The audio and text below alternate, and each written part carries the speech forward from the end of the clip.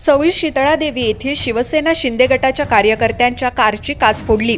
राजकीय सूडबुद्धीनं कृत्य केल्याचा आरोप। अलिबाग चौल येथील शिवसेना शिंदे गटाच्या कार्यकर्त्याच्या गाडीची काच अज्ञात इसमानं फोडल्यामुळे इथलं वातावरण तापलंय। राजकीय सूडबुद्धीनं हे कृत्य केलं असल्याचा आरोप करण्यात आलाय।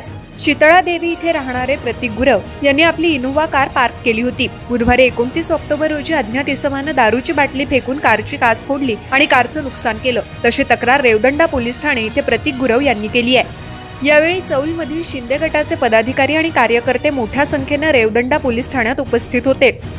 प्रतीक गुरव हे शिवसेना शिंदे गटाचे जिल्हा परिषदेचे संभाव्य उमेदवार सचिन राऊळ यांचे मेव्हणे आहेत। त्यामुळे गुरव हे गेल्या काही दिवसांपासून राऊळ यांचा सोशल मीडियावर प्रचार करतायत। विशेषतः चौल ते आग्राव हा रस्ता नूतनीकरणाबाबत त्यांनी अनेक पोस्ट केल्या आहेत। या रागातूनच कुणीतरी गुरव यांच्या गाडीची काच फोडल्याचा संशय व्यक्त होतोय।